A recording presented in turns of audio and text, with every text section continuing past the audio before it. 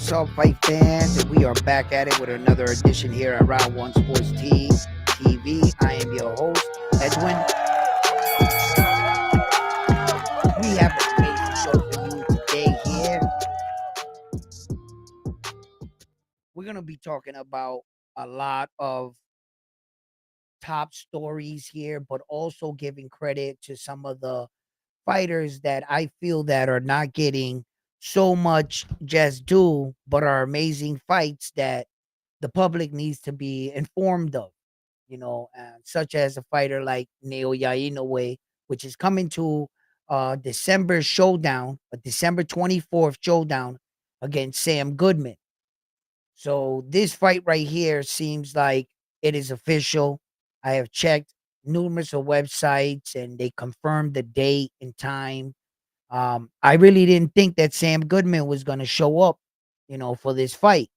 Uh, but I think that he feels that it's either now or never, or they're like really like catering to Naoya in a way, because they know that he needs opponents now. Unfortunately, he came into the division, he just beat up everybody right away. So let's take a look real quick into Sam Goodman and Naoya in a way, and what both fighters bring to the table. Then we're going to be talking about any of the top stories in boxing, anything you would like to talk about, anything that's on your mind, any questions you might have, pertaining to boxing, the what, the where, or the why. Usually those are the things that because boxing doesn't move on a time schedule. There's always fights changing. Interesting fight. One of the fights that I found very peculiar, right, was Liam Paro against Richard Hitchison.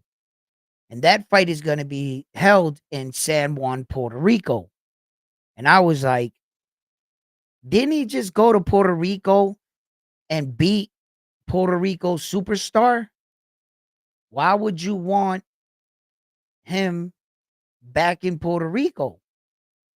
Not unless you put Sabria Matias on that card, in which, in fact, Sabria Matias would be fighting the guy that they're claiming that's going to fight him. And I think either way, Ed Hearns might have had plans, because you got to keep in mind that Liam Paro and Sabria Matias are both signed to Ed Hearn and Matchroom. So if Matchroom already had anticipation or plans or rented out Puerto Rico for 2-fight deal, I have no idea what goes on behind the scene with Ed Hearns and them.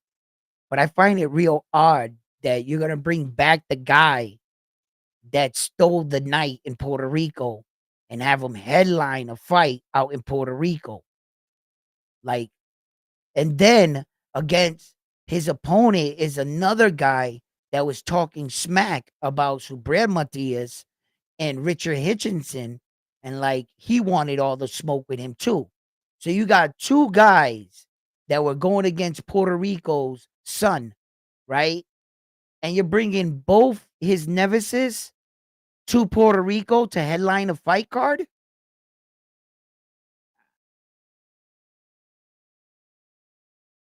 Let's see how this works out. I have no idea what Ed Hernan is thinking here. You could have probably just put that fight in Australia, couldn't you? Maybe there was no venues. Everything was booked. What was left was probably way too expensive or too big for the event. Maybe Puerto Rico, packed in real nicely, and I know Puerto Ricans always love themselves a good fight. So they're probably going to show up, to support boxing itself. These two particular men, I would like to see how that works out right there, you know. But as for like other like top stories and everything, we've been discussing all the top stories here at Round One Sports Talk. We've been talking about some of the biggest fights coming up, but I don't feel like some of these guys at like the super bantamweight division are getting, a lot of credit, and they're incredible fighters. And one in particular, Naoya Inoue, has really set the boxing world on fire. He's very, very explosive, has a lot of power, and he delivers a lot of knockouts. This man is nothing less than short of spectacular when it comes to the art of boxing. He is truly gifted, and he is levels above a lot of the fighters we have currently today. Now, it is debatable among styles, boxing styles of what you see in your eye. You could probably see something I don't see, and I could see something you don't see. But until the men get inside the ring and settle their differences to prove what style reigns supreme and who is the best boxer of our time. And these men and women lace it up every day to go in there and prove exactly that. Naoya Inoue is coming into his fight against Sam Goodman December 24th, and this is how I see it breaking down. Sam Goodman is what I would consider to be a pretty good boxer. I would say, you know, on average or whatever, um, you can, I would say like he's a, he's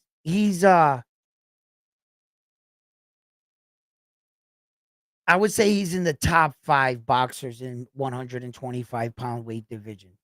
I would say he's definitely in the top 5. Um, there are styles in the 122-pound weight division I believe he hasn't come up against that would give him trouble. The problem is I haven't seen that yet. So it's really hard for me to like break it down in my head because I know that there's guys there that I believe that would give him a great fight. Marlon Tapales being one of those fighters, MJ being another one of those fighters. Now, between those two fighters, Naoya Inoue has already beaten one of them, and that guy actually beat the other guy. So it doesn't really leave a big group of guys that I feel that are on the level of Naoya Inoue. Sam Goodman right now, if we were to break down like, his record, um, his accomplishments, what he did as a fighter, he's coming into this fight against Naoya Inoue. He has 19 fights, 8 knockouts, right? And um one of the biggest wins on his record is in fact TJ Doheny. That is one of the biggest wins because TJ Doheny being a former world champion. Sam Goodman, he had an interim belt, I believe it was. I believe he had like an the WBO Oriental super bantamweight championship. That's what he had. Now, as far as the WBA status, when I go to Boxing Record to look up WBA titles, there are none listed anymore. And the reason for that, if just in case you're confused about why the WBA world titles are not on Boxing Record currently right now, it's because the WBA did away with their super championships, which you would have to rewrite uh the history books for something like that to take place. I'm not sure if Box Record just washed their hands with the WBA and what they told them to do. They probably told them, okay, from here to here, we'll count it. From here to here, we won't, and et cetera, and et cetera. And Boxing Record was like, yo, we're done with you. And they took down all the WBA world titles. So it's kind of difficult to keep track of who had one, just in case Sam Goodman had one, and I'm not seeing it on the box record. It's because of that reason. Okay, so please excuse me if I don't mention a WBA world title that any boxer has had because it's getting difficult to track them down on websites like this. but hopefully they fix this, and everything will go back to normal. So, what's up, fight fans? How you guys doing tonight? I see you guys slowly coming into the building. Let me know where you're watching from.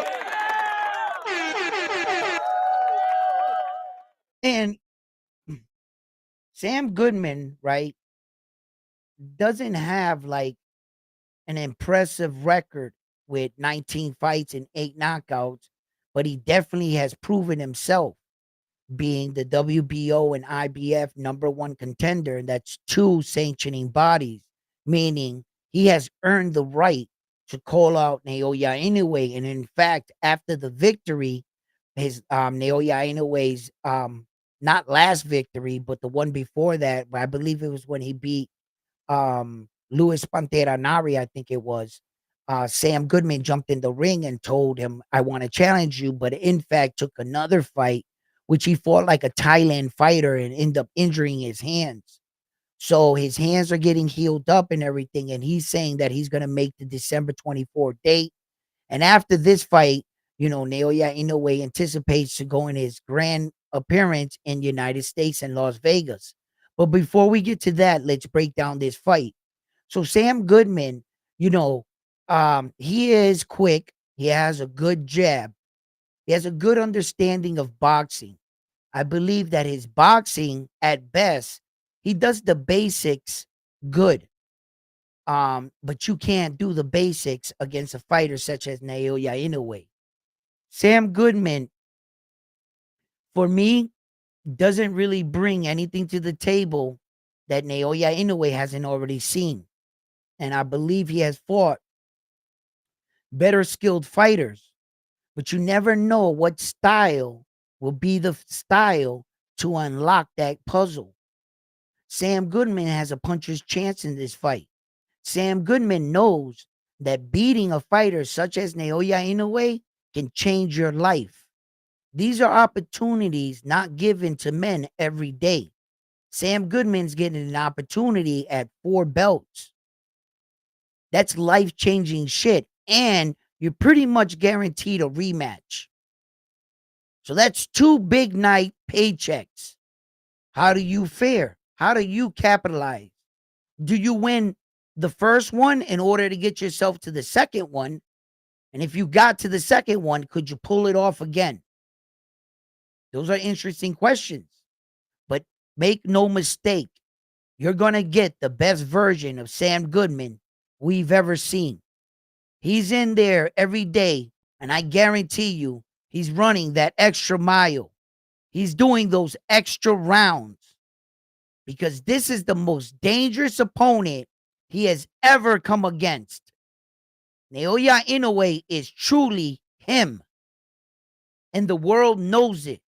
The cat's out of the bag. When you go to prepare and you accept to fight a man such as Naoya Inoue,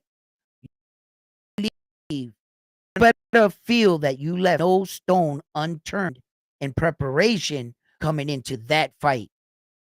That's the kind of fight you dream about. That's the kind of fight in one night can change your stars. Your family name in Australia for Sam Goodman, his family name, wherever his mom, dad, kids walk, from that moment on, if he was to pull off this big upset, they would open doors for them. He would be called champ. And that night will never be forgotten. How many years have passed since Buster Douglas knocked out Mike Tyson? And that fight lives on forever because of the man that Naoya Inoue made himself.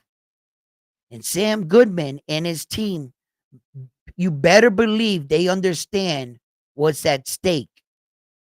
It's not about a paycheck. People say, oh, I bet he's going in there for a paycheck. You know what? He's going to get that paycheck regardless. And if I'm going to get the money regardless, could I stand to win? Yeah, give it a shot. But then I'm going to give it the best shot I got. because I'm gonna get paid regardless. Regardless, we signed the contract. They gave me the money they're gonna, so I'm gonna get that money. And you mean to tell me I actually can win the fight? Yeah, I'm gonna give it a shot. That's Sam Goodman is an undefeated fighter. He doesn't know what it's like to lose. When you come up against a guy that's cocky, arrogant, has never faced defeat, you're going to have to beat the fight out of him. You're going to have to teach him that night what it's like to lose for the first time. And Naoya Inoue is just the man for the job. Naoya Inoue is a really special fighter. He started his career at a young age of 19 years old. Naoya Inoue has put together an impressive um, pro boxing career. He has 28 fights with 25 big ways of knockout, and he's undefeated. He's 31 years old. He's an orthodox boxer. He's 5'5", and he was born in Japan. This man was truly born to fight. Naoya Inoue, in only 6 professional fights, became a world champion against Hernandez. And from there, the rest was history. He quickly rised up throughout the divisions in boxing, division after division, knocking off champion after champion, coming against 15 world champions and knocking out 13 of them. He's currently on an impressive 23 fight. I believe it's coming into, it's either 22 or 23 um world consecutive title fights in a row, consecutive, one after another, no breaks in between. That's incredible. He has 4 weight division and is currently as the undisputed champion at 122 pounds. He unified all 4 belts at 118. 30 days after unifying the last belt against Paul Butler, he vacated all 4 belts to pounds to face the American undefeated champion and Steven Scooter Kubo Fulton. Undefeated. Um, uh, um, he's not. What is the word that I'm looking for? I can't believe I'm having a little brain fart here. He was a unified world champion, not undisputed, unified. And he had 2 belts, the WBC and the WBO, Stephen Kubo Fulton. And Naoya Inoue goes in there, moving up to a new weight division, no tune-up fight, no acclimating to the division. Right away, he fought the number 1 best champion in the world at 122 pounds, and Stephen Kubo Fulton didn't win one single round. It was a shutout from beginning to end. Naoya Inoue really truly put himself on the map with that performance. He really put himself the boxing world on notice when it wasn't just the fact that he beat Stephen Kubo Fulton. It was the way he did it. The knockout, the highlight reel knockout at the end. In the image of Stephen Kubo Fulton laying flat on his back. It was truly impressive. I thought that Naoya Inoue was going to win the fight, and I also thought he was going to knock out Stephen Kubo Fulton, so I was not surprised. But to watch it, I was surprised. It's one thing to say it, and one thing for him to pull it off, and then you see it, you're like, yeah, I thought that's what's going to happen, but until it happened, I was like, damn, did it happen, right? And Naoya Inoue since then has been on an impressive run. He's come up against his last 3 fighters, in fact, which were all lefties. And I think that he's preparing for a future opponent that later we could touch on, but I've touched on previous videos. If you want, you can go check it out. So when I think about a fighter like Naoya Inoue coming up against Sam Goodman, right? I don't, it's hard for me to view a fight where Sam Goodman is really dominating in the fight. or really setting the pace in the fight. I don't even see him doing that. I believe that Naoya Inoue is going to come out and quickly start to test the intelligence of Sam Goodman, and he's going to see what Sam Goodman does. Then at real early in the fight, Naoya Inoue typically opens up with a combination to see how they respond in combination and how far fast they are in reaction to his punches. Once he assesses these little things, Naoya Inoue starts to stand in front of you. He starts to settle in the fight. That's when it's dangerous. And for such a good technical boxer as Sam Goodman, I believe this is going to be really bad. Really bad. Um I think that he's going to go, right? And uh I don't think that Sam Goodman, for as good as he is, right? He even goes as far as fighters like Marlon Tapales.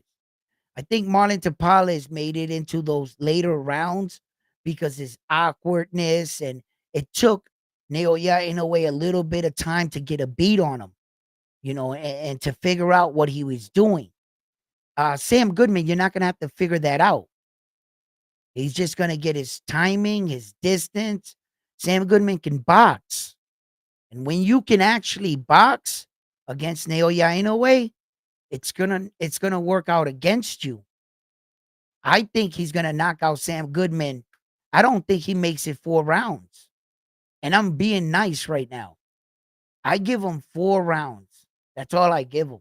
If Naoya Inoue chooses, whenever he really, I think, chooses that he wants to end the night, I believe he'll have the ability to end the night whenever he wants against Sam Goodman.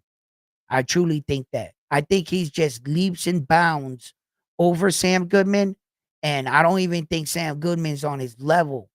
And I'm going to be speaking brutally honest because I just can't lie to my fans about how far I think they are in levels. But that doesn't mean that they shouldn't be in the same room. You see, this is what we talk about when we talk about the best fighters in the world. They're the type of fighters that separate themselves from everybody else. See, everybody else is human. Sam Goodman, everybody else.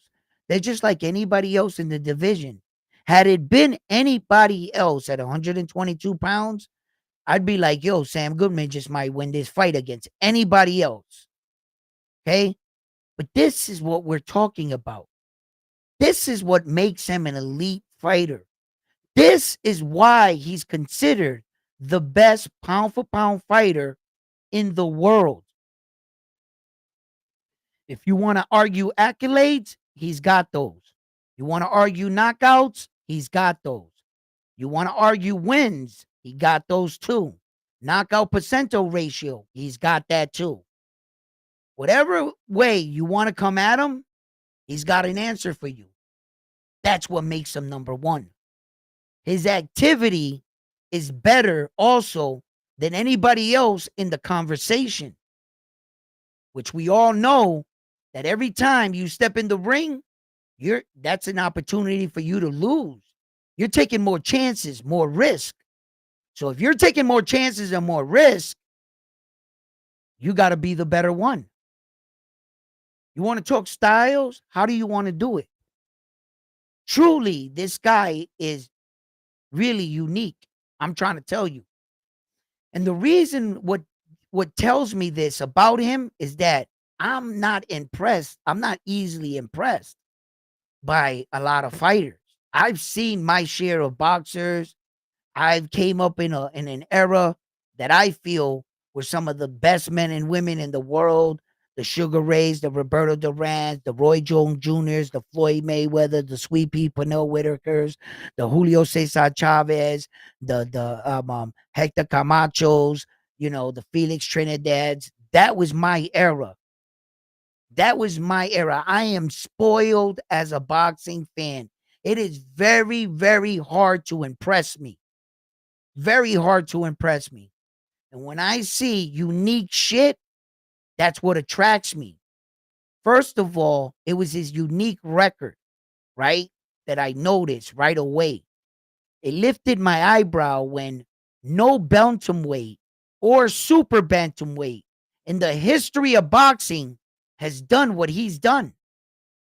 When we talk about all other champions, like Terrence Crawford, there has been undisputed champions in the welterweight division.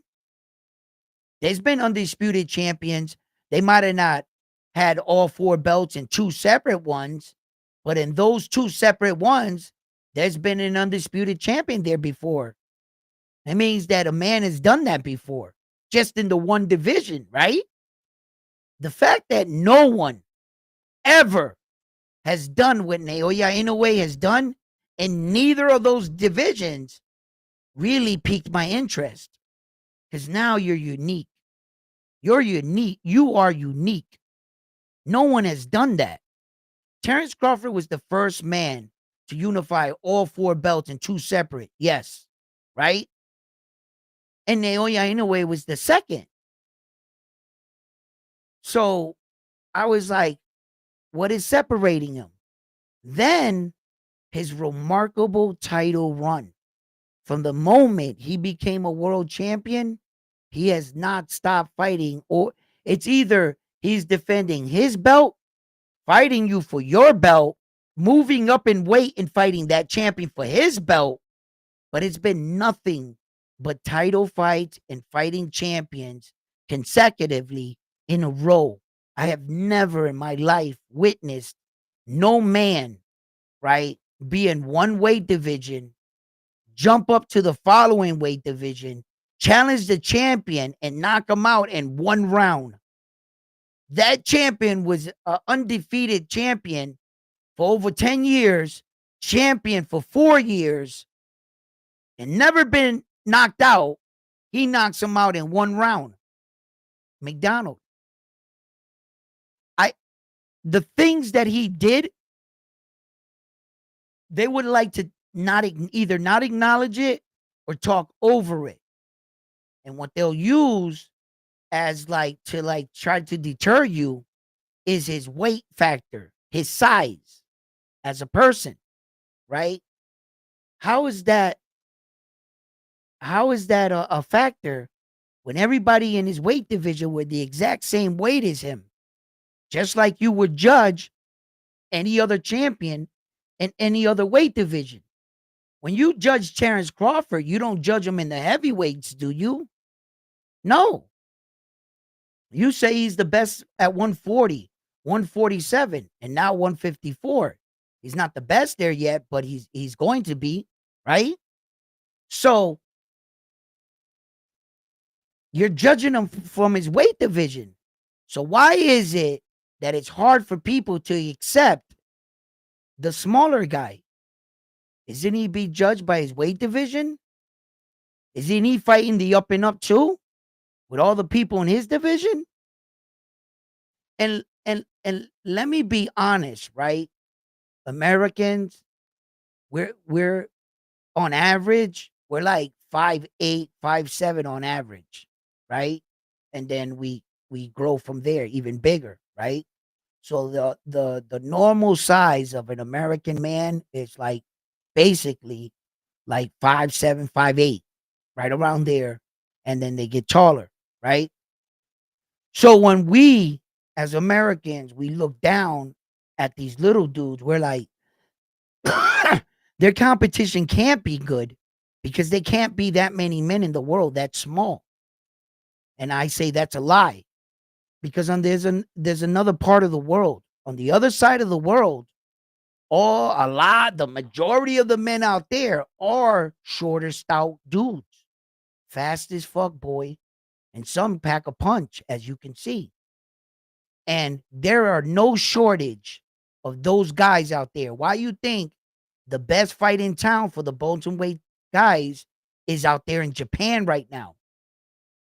The most money fights are in Japan right now for all those lower weight divisions because that's where the fans, they're used to seeing that. So when these guys say things like that, they don't know what they're talking about.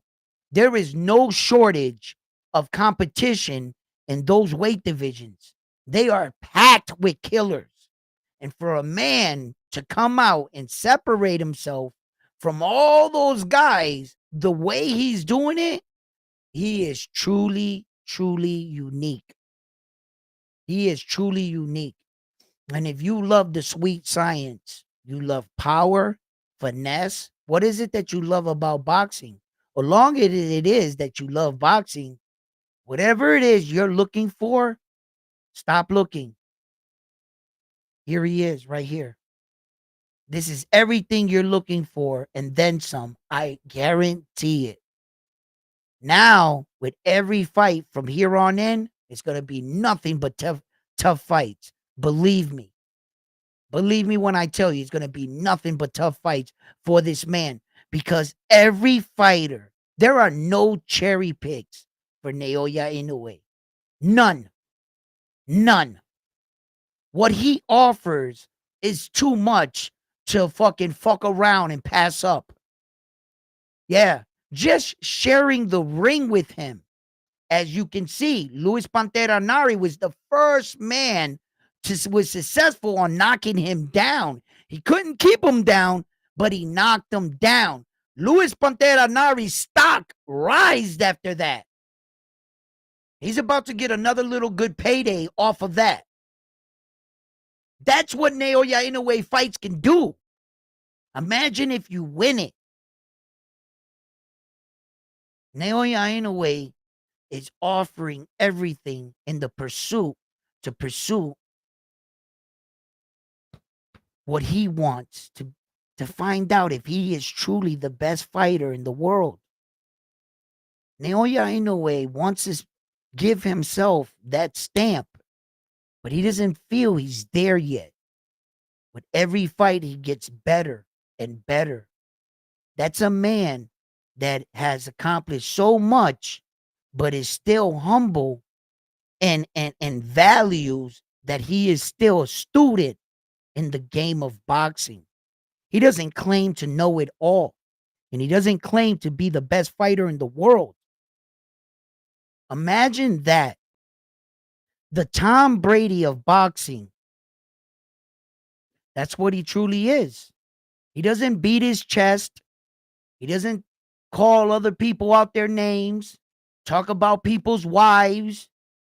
He doesn't wear all this jewelry or facade you in the fight or yell from the top of his lungs, I'm going to kill you. He doesn't have to do any of that for you to already know who he is. Why? Spectacular highlight reel knockouts, one after another. Truly a remarkable fighter. Come on, people. Let's smash that like button, please. Do me a favor. We got 35 people watching, 33 right now. Let's smash that like button. So, I feel as though Naoya Inoue, um, you know, I'm not gonna look past Sam Goodman. I will give him a respect as a fighter, but if Naoya Inoue was to get by Sam Goodman, he's coming to America. Bob Arum has already announced that he has plans for him in Las Vegas. I can't wait to see who that might be. There are a lot of names flowing around, and it piques all our interest to try to see who he's going to fight. And many people think that it might just be Marlon Tapales. I'm not sure. There have been a lot of good, honorable mentions on, who he might fight. As of right now, at the 122-pound weight division, Naoya Inoue is king. Marlon Tapales is like ranked the number one fighter. And then like Agmadala is number 2, Goodman's number 3, Luis Pantera Nari is number 4, Davis is number 5, um, um,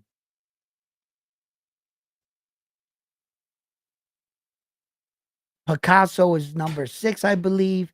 Devin Haney is number 7. Price is number 8. Cardenas is number 9. and McCann is number 10. Yeah. So as far as like anybody else coming up and challenging them, you know, look, their price, yeah. Um,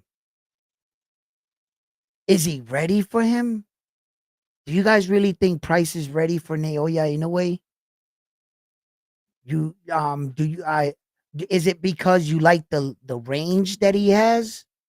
I don't really see his speed being that blinding that it's gonna give Naoya Inoue problems. I don't think Price has no punching power that it's gonna be like, you know, he has punching power, yeah. It's just not any punching power that is like so overwhelming that I don't think because I think the Flash, Donito Donaire, when he cracked his orbital bone, that was a big shot. He's got an iron chin. It's not like Naoya Inoue hasn't been hit with big shots. And I don't think Price got that kind of power. You know, Davis, none of them dudes. I don't. Well, look, you know, boxers can have surprisingly power, and if they catch you on the button, you know, on that, dude, you know, I didn't think Luis Pantera Nari was gonna knock him down, but Nari caught him flush right on the chin, and he was swinging, and his momentum was carrying him too, and it spun him right around. Yeah, so and I don't think that was more due into power rather than he got a perfect shot out at the right time on Naoya Inoue. I think that had more to do with it. It was more like a flash knockdown than a power knockdown, kind of, you know. So I don't think that Sam Goodman has enough power to keep Naoya Inoue off of him. So I think he's the top dog for a reason. And I truly believe he's the best of the best. Um and I can't wait to see him. That'll be December 24th. We'll have a lot to talk about that fight leading into those fights, and we'll break down much more on that. Um, so as far as like other boxing news, we always got this Ryan thing going on with Devin Haney and what you think about that, the Tank Davis situation, you know, and then we got a lot of these good cards coming up. You know, we got some smaller cards, um, Chris Colbert he's going coming back to the ring. You know, also Tim Zoo's fighting late down the road. So there's a lot of great fighters who's fighting this weekend. This weekend is gonna be Nick Ball and Rios. They're gonna be going tomorrow, right? So they're in tomorrow. We're gonna watch that fight. It's gonna be an early fight tomorrow, right? That fight card. What are they getting in the ring around 4:30, 5 o'clock, or some shit like that? You know, so that fight card is gonna be over early. By like 7 o'clock, that fight is gonna be done with. And then I'm probably gonna tune in to see the UFC with Pereira because I think Pereira, they got a UFC got a good card. So they'll probably entertain me for the rest of the night because if I don't got no boxing, I don't got nothing to do. You know what I mean? So I'll probably tune in to watch some of that. But as far as some of the bigger fights that we got coming up, of course, the Demetrius Bivol, and Arthur Benavidez, uh, there's going to be squaring up. Look, I was watching one of those interviews that they have, the fighters, and Arthur was coming up the stairs. He didn't look too good on his knee. And I told you guys about this shit, man. And I was like, man, they're not going to say that his knee's that bad. They're going to say, no, my knee's 100%. He's 39 years old. He don't got enough time to like keep passing up on these fights. As you can see, like another fight that was postponed, right? And now was Regis Progress. You know what I'm saying? Against Jack Catterall, right? Um, so that fight was taken off. And now they're going back to fight now again, and that fight's back on. So there are a lot of things that happen, injuries and fights, but I don't, I've never seen a coach be real, like honest. Never in my life. in all of boxing. I've never seen a coach come out and tell the full extent of the injury, the full extent of the injury. I've never seen that. So I told you guys, look, I don't know how that burst, the first step, how he's gonna be able to push off. And if Demetrius Bivol was smart, he would tie up with him early and put pressure on his knee, make him push, make him like resist, go, make his tendons work overtime. By the third, fourth round, if his knee's bad and he's hiding an injury, it's gonna give out on him at some point. But if it holds up, then the knee was good. But test it, test the knee. And the way you test that is put your weight on him. Get up against the rope and push on him and make him push off of you using his legs. If you can make him hold his arms like this and make him push you, and if he pushes you off that knee a few times, see if the knee gives out. When he walked up those stairs, he went like this. He went like he was favoring his knee. It was apparent. I looked at it. I was like, fuck. I was like, damn, man. I says, man, now I'm starting to favor more Demetrius Bivol.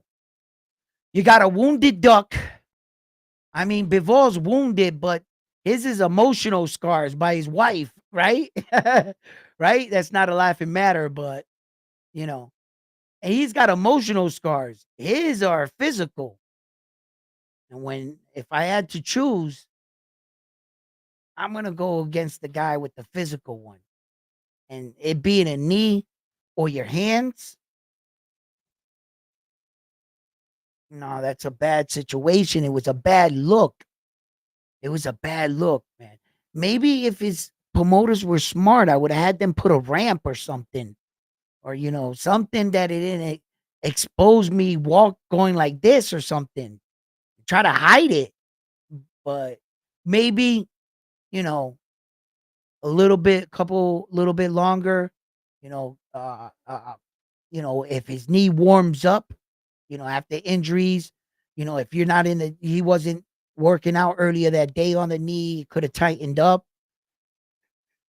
There could have been a lot of reasons why his knee was probably a little stiff, but maybe, a little stretching, loosening it out. And if it's truly healed, it'll hold up.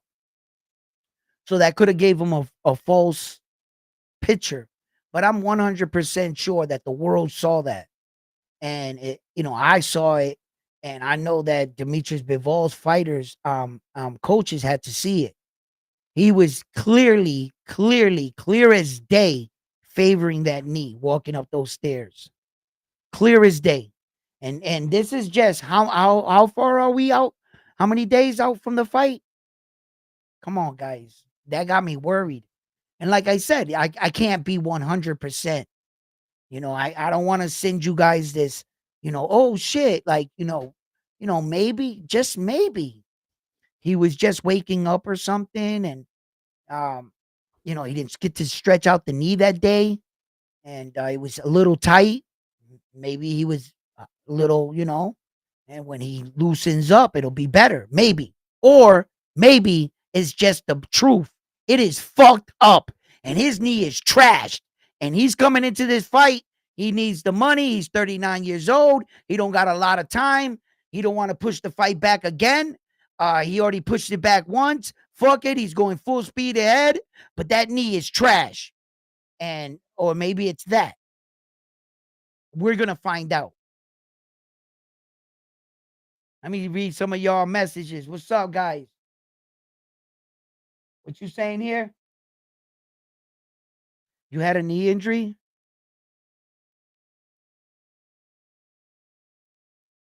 It would give out, huh? And you see, the thing about the knee, man, what they announced, I thought was a bad knee injury. How fast he came back, I was like, then they try to say, nah, it was like the minimum surgery. Even if it was the worst surgery, they're not going to admit that. I'm like, That's a wheel. That's one of your wheels. You got to push off. And as we all know, as fighters, a lot of fighters want, opinionate where your power comes from. And I believe that it comes from your base, from your feet. It starts here and you generate it and boom. But you need a good foundation. If you can't push off or you can't chase him or you can't cut off the ring, that knee, it's just Bivol has enough skill and enough boxing sense, enough ring etiquette, enough ring IQ to beat a guy with one knee. He can pull it off. He just can't get crazy. And when he gets to the 11th, 12th round, know that Arthur will be desperate, become desperate. And a desperate man are going to do desperate man acts. They're going to take desperate man's chances. Either you capitalize on it or you try to play it safe and potentially get knocked out. How many times we seen the guy up in the card trying to coast the last 2 rounds and get caught? He stopped fighting. He tried to just like, oh, I won this fight. Nope. The other guy said, no, not until the final bell rings. This fight is not over. And that's what happened.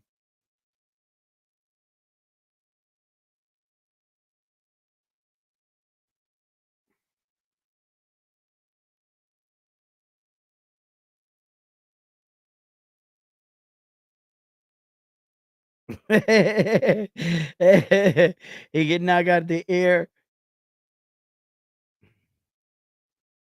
Sam Goodman is definitely not on that level, but hey, he's the only one on the map, and he has a puncher's chance at least to make. Yeah,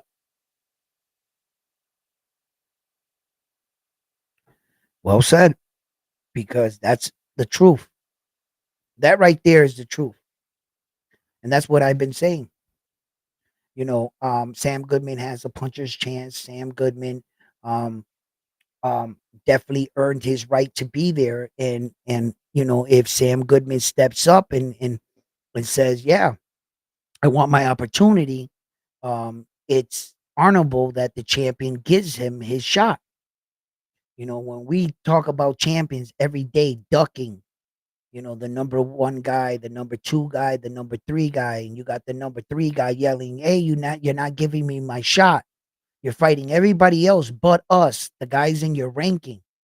Naoya Inoue is one of the few champions currently today honoring boxing the way it's laid out. He's not fighting guys a weight down division, moving up in division, bringing and fighting another. No, he's fighting the guys in his division, the guys that have earned the way to fight him for the world title.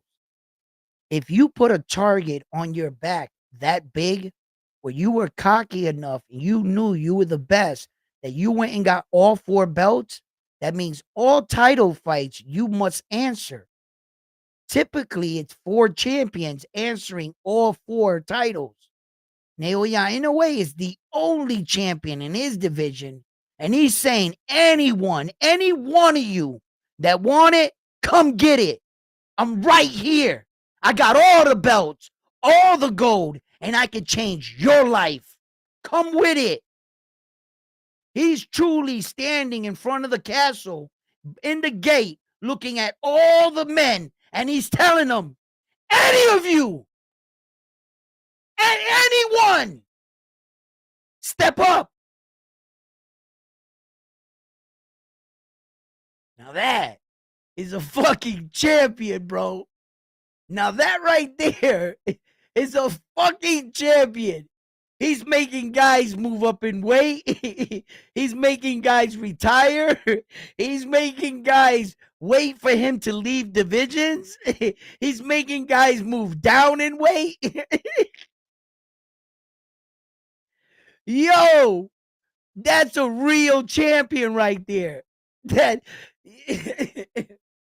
when you think about it, right? Yeah, I'm sitting here like, damn, bro. It's hard enough to maintain one world title, just one. To take on the responsibility of all four, there's the explosion 2023, man, all them dudes had everybody, Josh Taylor, um, uh, Jamel Charlo, Julio, Saul Canelo Alvarez, Terrence Crawford, you know, everybody had four belts. And now, currently today, only one man has all four belts. Naoya Inoue. It's the only man that still has them. The only man good enough to defend them. Well, not only Saul defended his, and Josh Taylor did in fact defend his. Yes, he did. So Terrence Crawford unfortunately didn't. Terrence Crawford looked at it as another way that other men do in boxing, and I don't blame him. And I wouldn't say he's wrong. I will not argue Terrence Crawford's uh reasoning, where that he said, "You think I'm gonna chase down Errol Spence Jr. for 6 years and unify all these belts and give you the opportunity on one night to take everything away from me and my hard body of work, everything it took me to get those belts? You think I'm gonna give you an opportunity to win that in one night? I did all the work for you. So I'm just gonna give you a Hall of Fame career off my body of work." Terrence Crawford was like, "Nah, get it like I got it. I'm not giving anyone an opportunity. I did it. Go get it out the mud just like I did it." I can't blame him. I I, I understand. And there are men that are like, you know what? No, I did all of this to prove to all of you that I'm him. I'm him so much, in fact, that it's nothing for me to put all four belts on the line. Why? Because I was going to beat all of you guys anyway. None of you guys is going to beat me.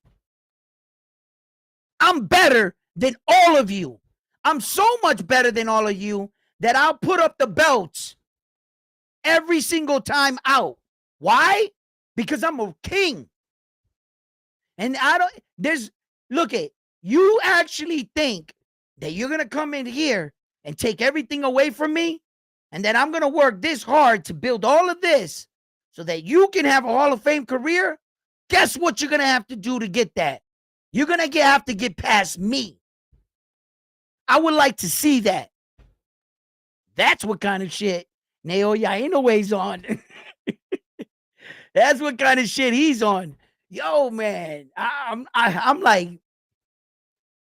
ah, when it's all said and done, unfortunately, that's when some people are gonna finally come into contact with him. Unfortunately, he's gonna be retired, and some people are gonna probably get to know him on the tail end of his career.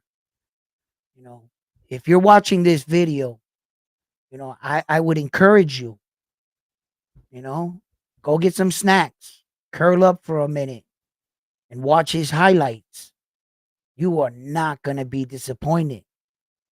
You will not be disappointed. And you're going to see what people like me and millions of other people throughout the world are starting to see. He is the truth. And it's going to take a really special kind of fighter to come and beat him. There are some fighters that I think in the future, he has the potential to, to go up at 126 pounds.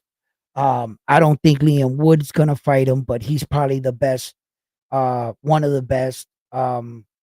Espinoza, you got the champions, you got um uh, Vargas, you got Vargas, Leo, Ball, Lopez, Fedora, Ford, um, and Robesi. Those are probably the top guys. Then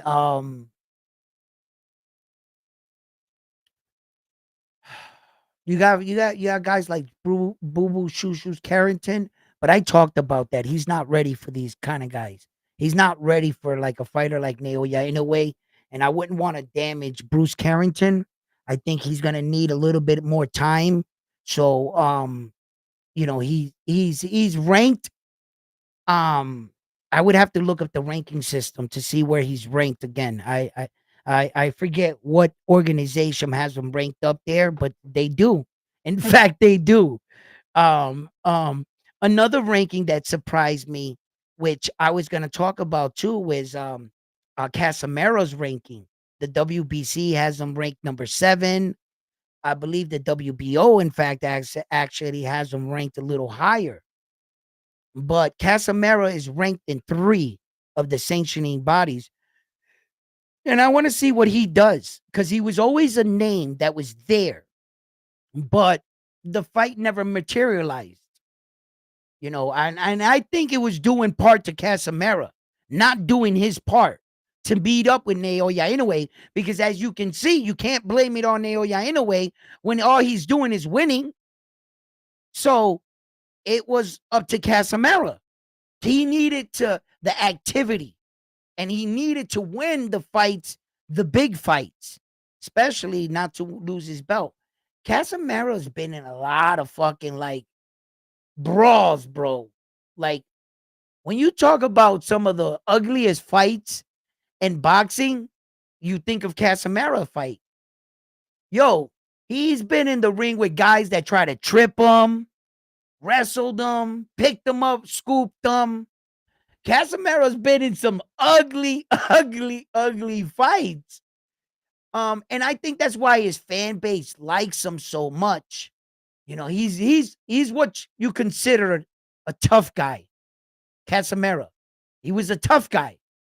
Kind of like a Rolly, but with more skills. A tough guy. You knew he was strong. You knew he could punch hard.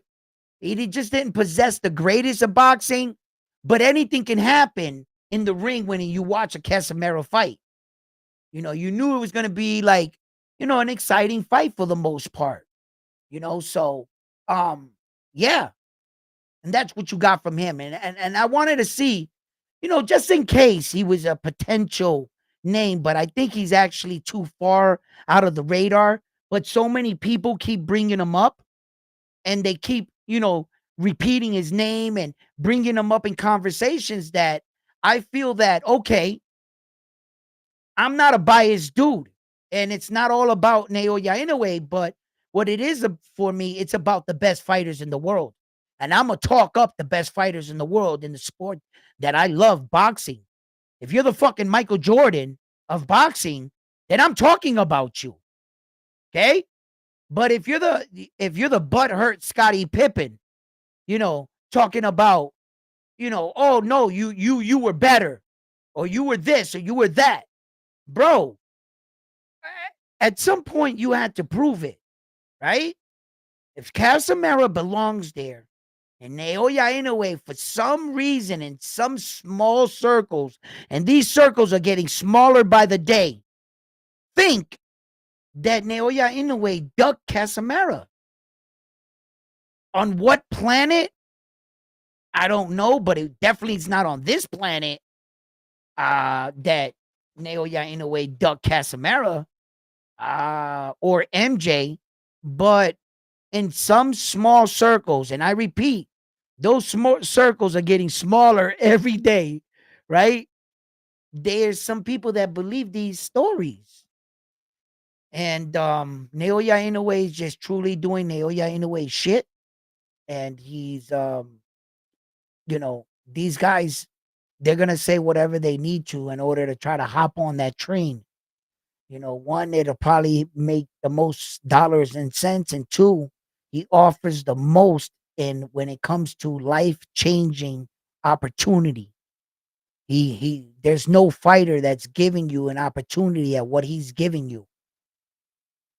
So yeah.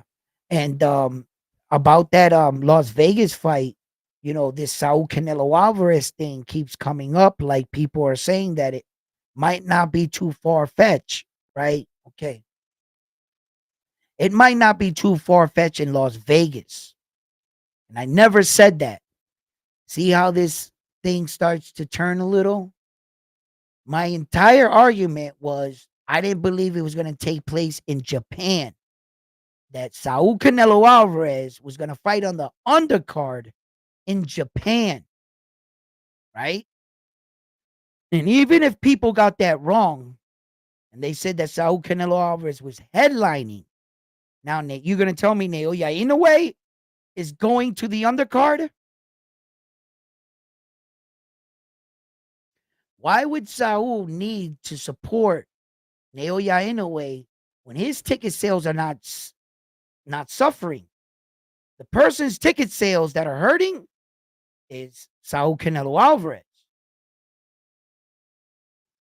Then, if you put Saul Canelo Alvarez headlining in Vegas and you put Inoue, Naoya Inoue on the undercard, now that would make sense.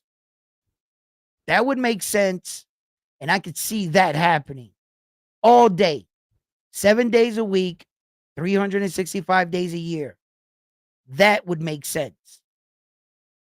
I never said anything about, him, trying to headline. I'm in agreement with that. You know what I'm saying? And my man Yogi Bear, that he be breaking down a lot of texts for me. Shout outs to Yogi Bear. I just want to say what's up because he's always on point. You know what I'm saying? Always bringing me insight and everything. He's the one also that made me see a different way from what the other message was saying, that he was like saying, oh no, but it could be like that, because my man Yogi was the one that also brought that to me and said, nah, the possibility could be this way. And he was explaining it. So I can see, a couple scenarios, but the one that I didn't see was him going to Japan. That's the scenario I said, nah, I don't believe that. And I still don't. I still don't. I don't care what they saying. I don't believe it. I don't believe it. Because that don't makes no sense. The Vegas one, the Vegas way, okay, yeah, that's better. The Japan way, no, no, no, not at all. Not at all. That's like Ed Hearn putting Liam Paro in Puerto Rico.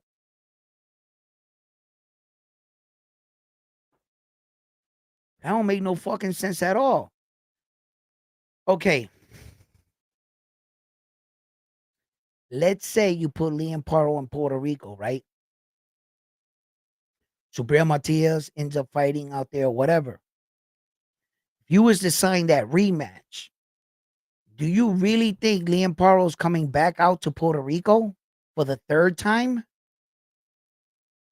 Or would you be shooting this fight out in Australia finally?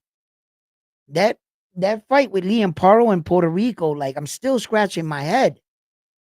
The fight is scheduled Liam Paro versus Richard Hitchison in San Juan, Puerto Rico. Yeah. I don't Ed Hearn, I would have never thought, but I seen it. It checks out. I saw it.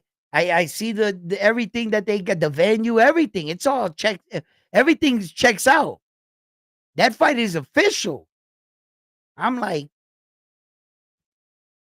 now that don't make sense. I don't know. If you guys know anything about that situation, please leave it in the comments. I would like to know about that. Mark, you seem to be typing here. The wins over Chocolito and what? What are you saying here? Let me see this. What? That's not it.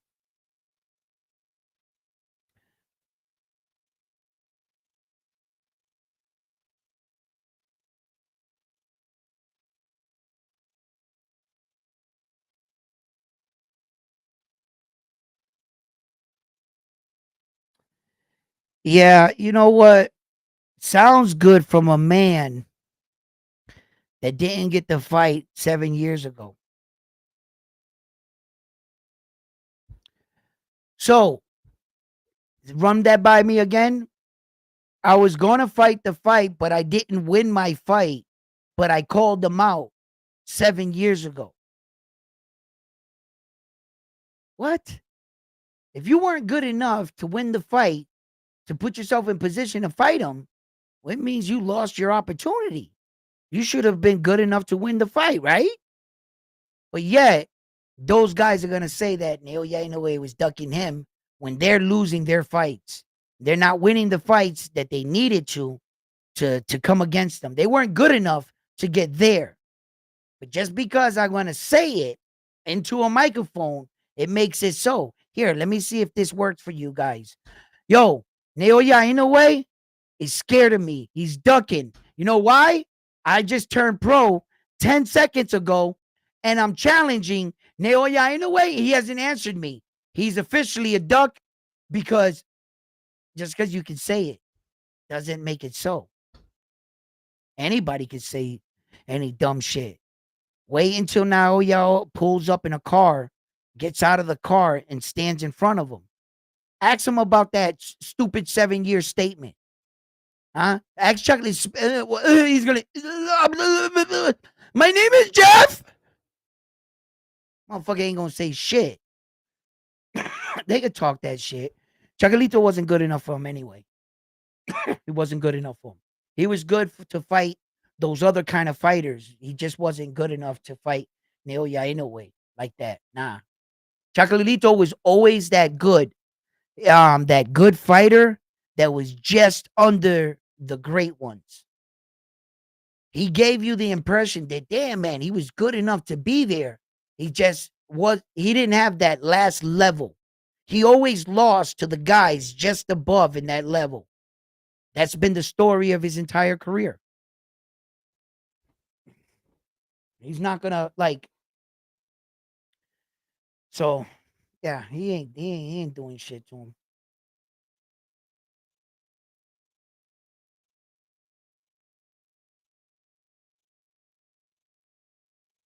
What was that?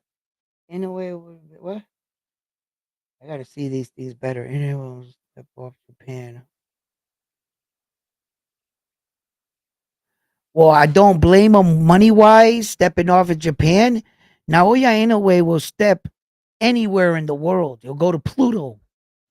It's not about the fighters because whether you put that fighter in Japan, Mars, America, he's gonna beat him.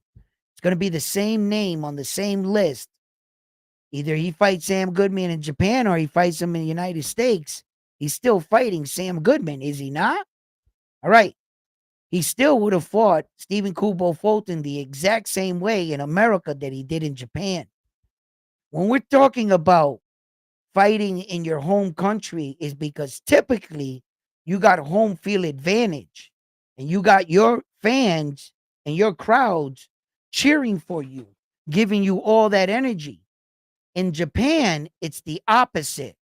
They're all like this. If someone throws a fart in Japan, you'd be able to hear it. That's how quiet they are. It's not like they're rowdy fans giving the opponent shit. Yeah, F you. Yeah, now you're in a way it's going to knock you out. Yeah, you don't stand a chance. No. From the moment they come out, they get red carpet treatment. It's one of the only countries in the world where home field advantage is not really a thing. It's like you don't want to leave America if you're an American fighter, because if you go to Russia and fight out there, bro, if you go to the Brits, Wembley Stadium, yo, they let you have it. Ah, ah, ah. You go out to sound anywhere. You don't have home field advantage. The only freaking place in the world that really doesn't apply is Japan.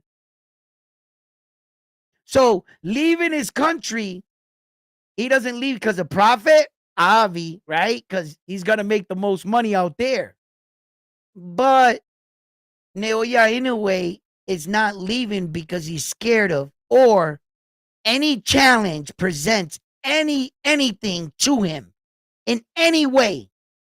There is no fighter that he's like, I'm scared to cross the pond in America because if I go over there, he's over there.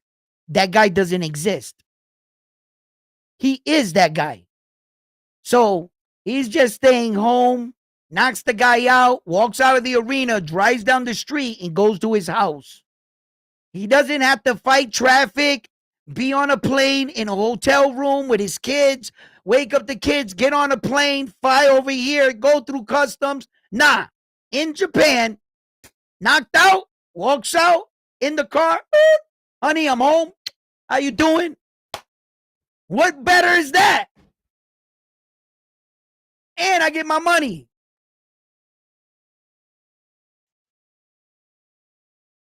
Why leave? Why leave? To go where to do what? He's still gonna hand out the mass whoopings. The mass whoopings is not gonna change. What's he saying? Let's see here.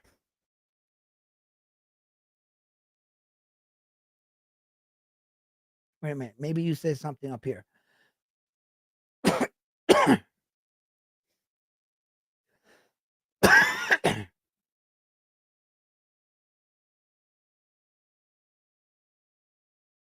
What's up?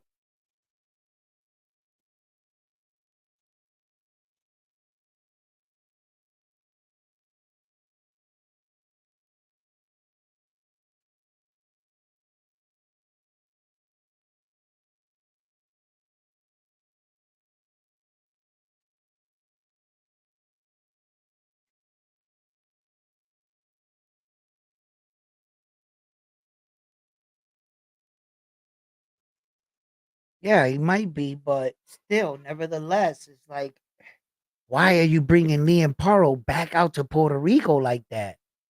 It still doesn't answer that question, regardless if I feel like Subriel Matias is gonna be there to jump in the ring. Like, yeah, he's probably gonna do that, but why would Ed Hearn? None of them fighters is Puerto Rico. I still haven't figured that one out. Now that one right there fucked me up. I was like, when they announced the fight, I was like, okay, where are they fighting? I automatically thought Australia, of course. It said fucking San Juan, Puerto Rico. Yo, I had to fact check that like 5 times. I thought it was a an error. I was actually gonna like come up and laugh and be like, look, they still got Puerto Rico and make a joke of it. When I found out that that joke was real, I wasn't laugh. I was scratching my head. I was like, what?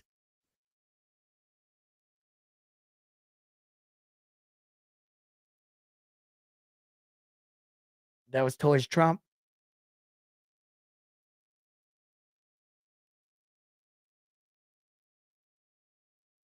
You catching the fights on zone? What tonight? On the Friday fights? There's fights on tonight on the zone? I didn't think any fights until tomorrow, the ball fight, right? And that's on ESPN, right?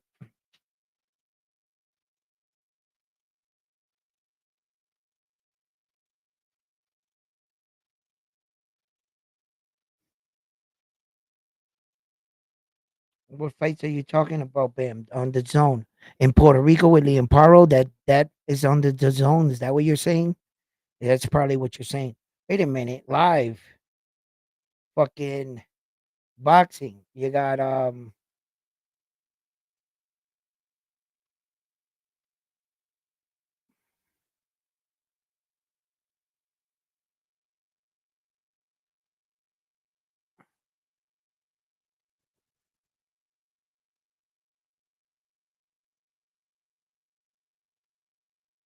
Randall.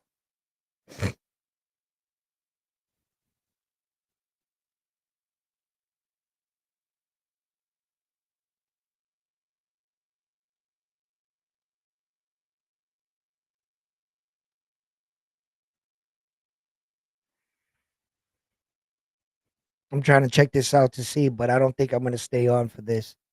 I'm probably not gonna stay on for this right here. I'm just a little bit tired right now. I came on. I just wanted to talk to you guys about some of this, and I know you guys be missing me and stuff, and Bam Bam, if if I don't come on, and you know Bam won't know what to do with himself. You know what I'm saying? Yeah. Yeah, that's the fight, Bam. Right now, yeah, yeah, yeah, yeah. Nah, I'm not gonna probably like stay up and watch that one. I'm a little tired right now. Plus, I know the missus is gonna be coming in a few, and I'm just gonna be cutting this one down short. What's up, my man? What you got to say, Monster? What in any way? What you saying here? Monster in a way, number one pets pound per pound, best fighter in the world today. Second, Usyk. Third, Crawford. Well done. Well, yeah, that's a good pick, and I can't say anything about those picks right there. Uh, yeah,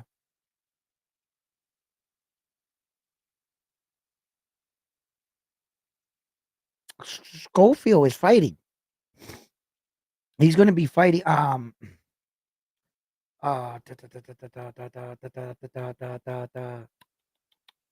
When was it that I was seeing that? Okay, so uh,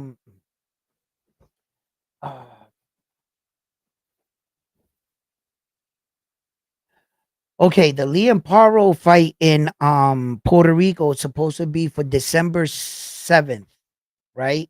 2004, December 7th. So that one's going to be first. And then Navarrete is going to be shooting the rematch, right? Right? Valdez, that's going to be on the undercard, right? What was it that where did I see it at? Uh, what, what were we looking at? Oh, Schofield, Schofield, Schofield, Schofield. Um, I knew he was going to fight. Uh, um, uh, where was it? I seen it. Davis is fighting Lemos November 8th, Friday, November 8th. Uh, um, Schofield is fighting uh,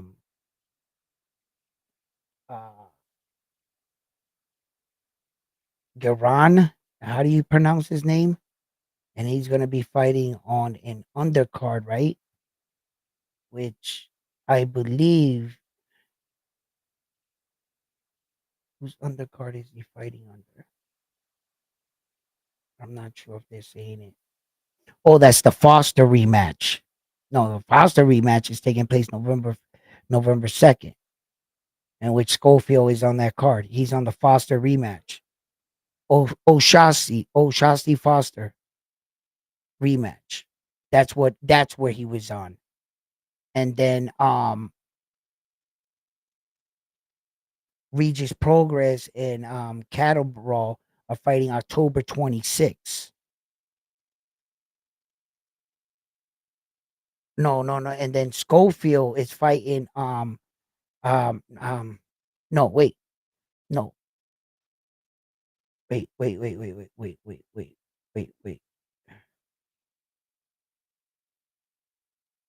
Oshas no, no. Okay. Schofield is fighting Geron, right? And then um Skull is fighting that other dude that I can't pronounce his fucking name here. Shiniskin. I think that's the closest I can get.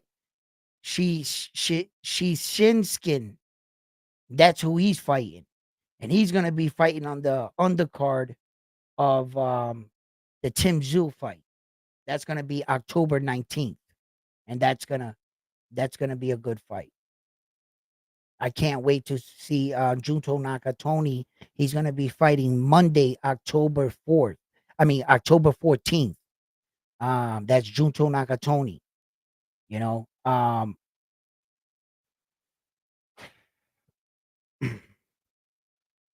On the Naoya Inoue kid brother fight is exactly where you're gonna probably see the he's on the he's not even like on the undercard of that fight. He's like on the under prelims.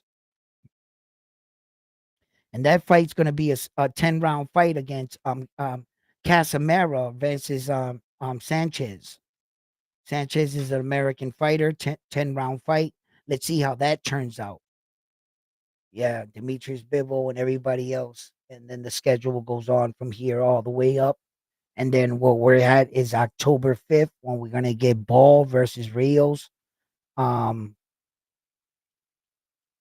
Chris Colbert is fighting on Pro Box October 9th. If you're interested in seeing that fight. Yeah. My man Chang, how you doing in the building?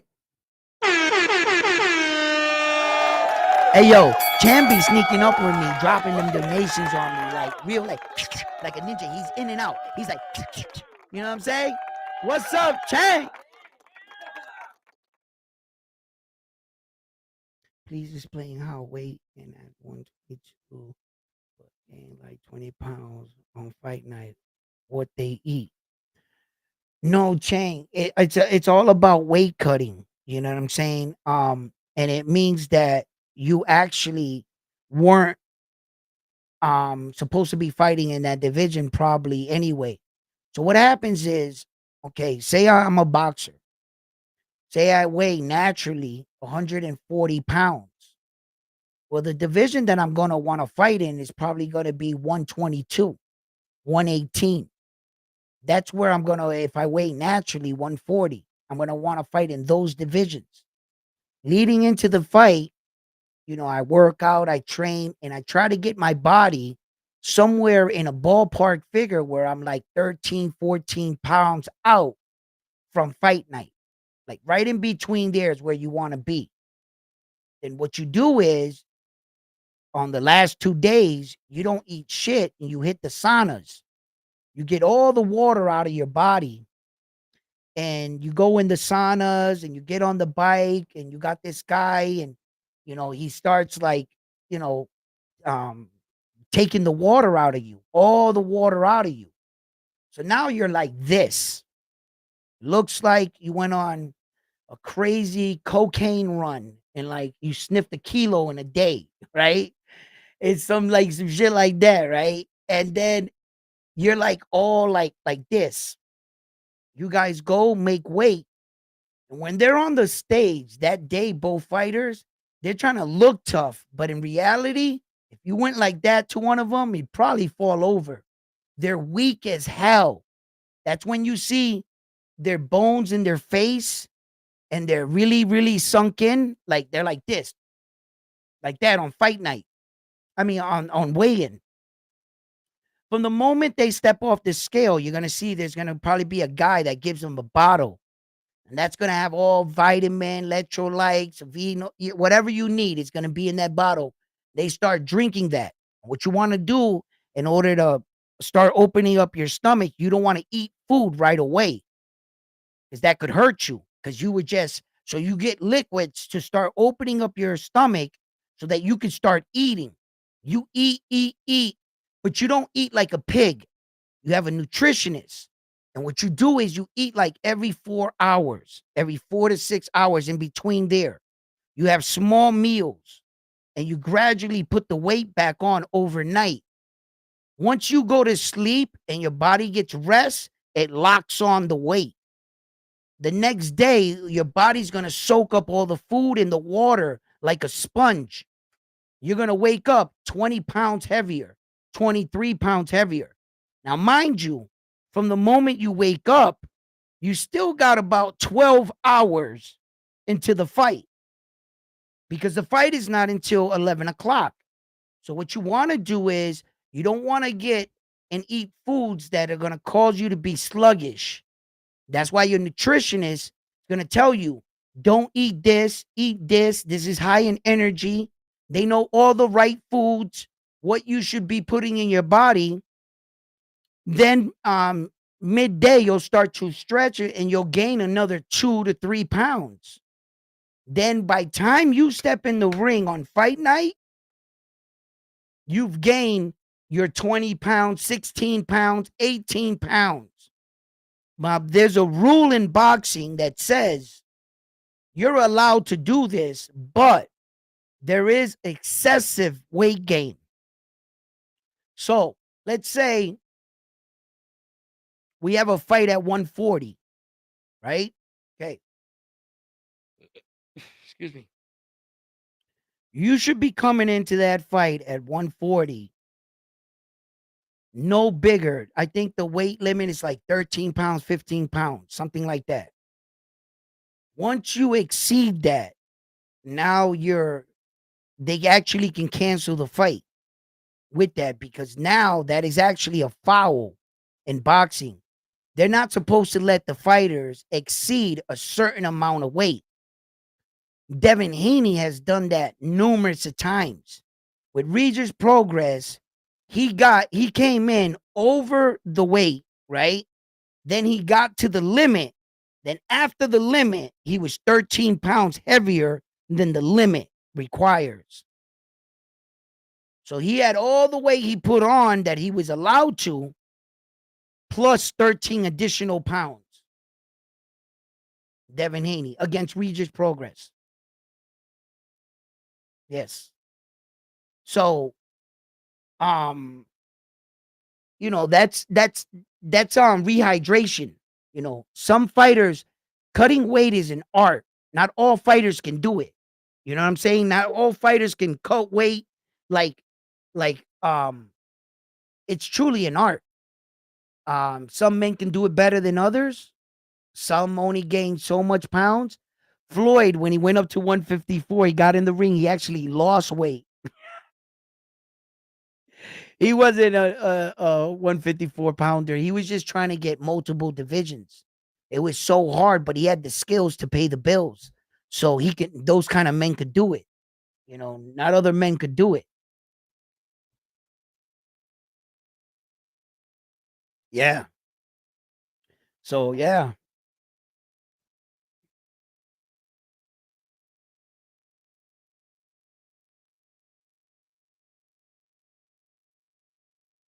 I would love to see the monster move up to 126 and the whole world with you, buddy. We all would love to see that.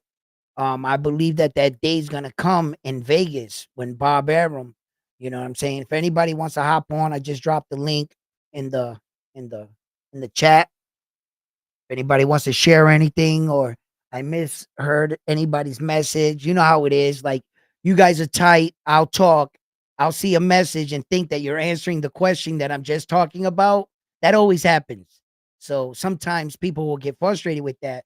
I'll give you the opportunity to come up and be like, no, nah, was mean this or anything. If you guys want to, hop on and like share it, I'll give you a chance to share it. What you saying here? Hey, Bam says he starts laughing at 168.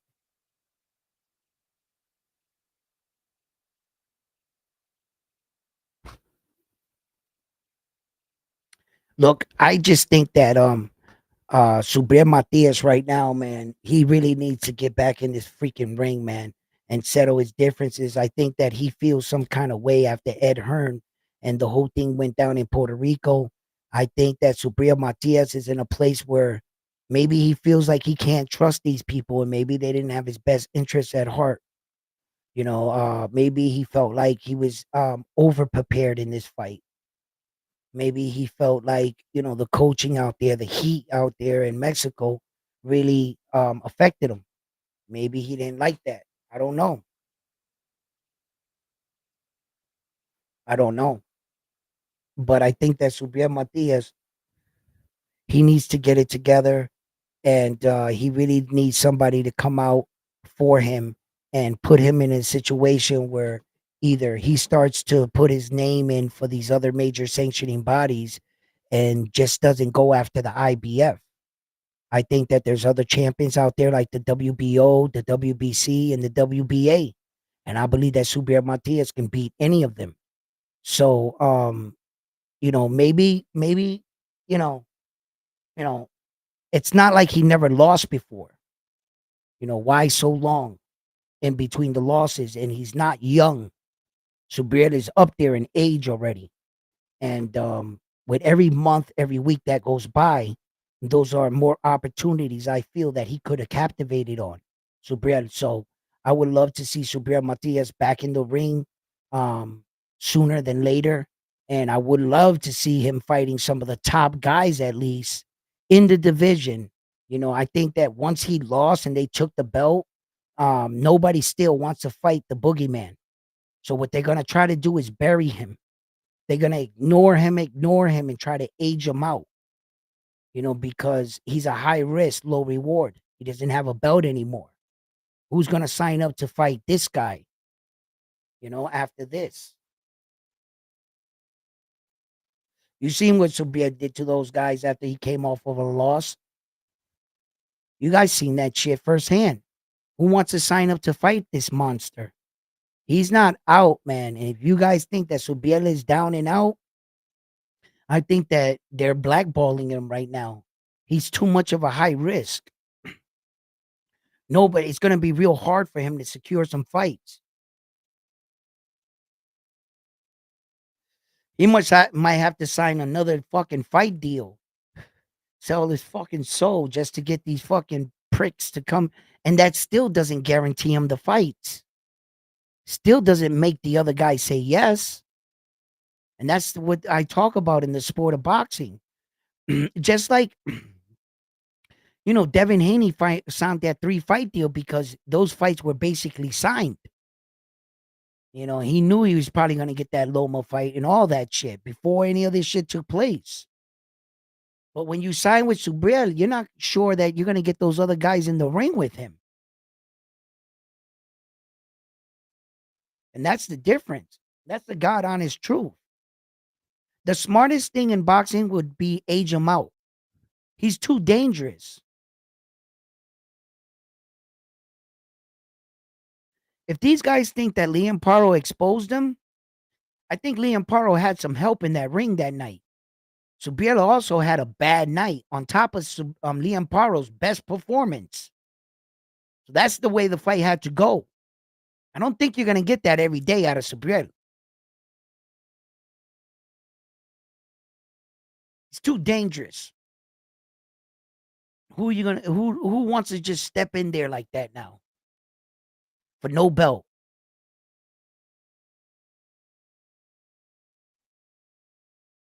It's gonna be hard for him to secure these fights. He's gonna have to win. He's gonna have to recognize that his only key is gonna be activity. That's his key. That's his entrance. You can't deny him if he goes on a consecutive winning streak. He can knock out 3 fights in 6 months or whatever. Just get on that shit, Subriel. Bang these guys out that they're putting in front of you that are technically not on your level and that he should just be wiping these dudes out. Okay, you're gonna disrespect me with this guy's name? When then make an example out of that guy. Come out, Subriel, and fucking punish this dude. And then immediately challenge and call everybody out right there. Even if they don't want to acknowledge you, you make it public, right? On your moment. You announce it. You call out all the fighters you want, not the fighters I want. Let's see what you want to do, right? And I believe that he should use his world stage for that, whether they acknowledge him or not. What the fight world is going to be able to say is, Sabir called you out. You heard it. What are you going to say? And we'll apply a pressure to these other fighters because Sabir doesn't have all the luxury. Time's not on his side. So I want you guys to keep that in mind.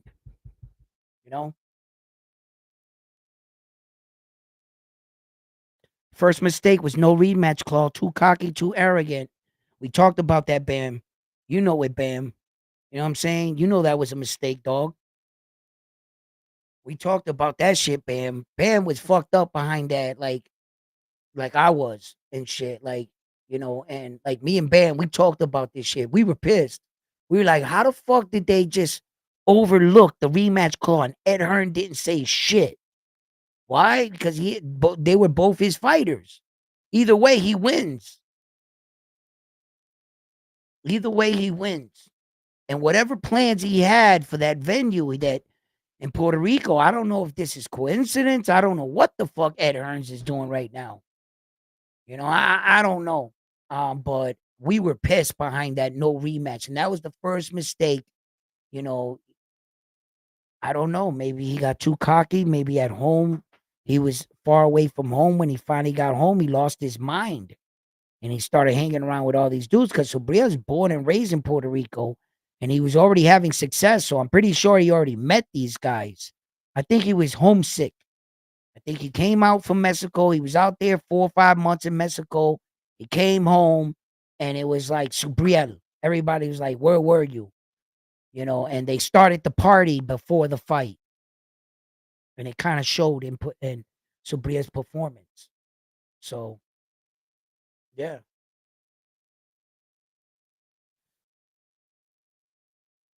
yeah.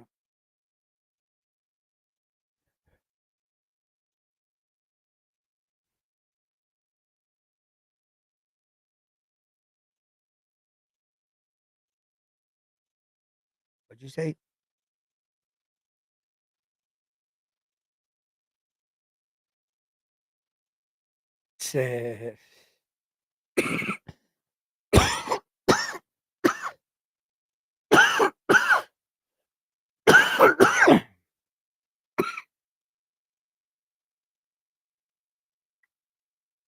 He's gotta get in there and get to work. That's all, guys. He really does. But yo, fight fans, listen, guys, I've been chopping it up with you guys for quite some times, man. It's always good to come in here and share our boxing knowledge and our opinions on these fights and why these some of these fights are not happening, and to answer some of these questions and upcoming fights that we have later on the future. So I challenge you guys to stop in when we have and we were watching live main event fights, but you can try your crack at the world prestigious Notre Dame's title that we have here at Round One Sports Talk, and you can't win that belt nowhere else because this is the originators of said belt. So believe me, you're gonna want to come here and participate and have fun with us as we call these fights and we watch these fights together. So fight fans, listen, brother. Yo, Bam Bam, it's always a pleasure. You're always my guy. Shits and giggles back and forth, me and you. But at the end of the day, you're my guy. Armando, you're my guy. Chan, you guys are the ones that make this possible. You guys are the fans that come in and tune in every day. And you guys are the guys that come to speak up in boxing and try to call some of these fights and ask these fighters to give us the fights we want. So, fight fans, love yourselves first. And as always, I'm on to the next one after this one here at Round One Sports Talk. Have a good night.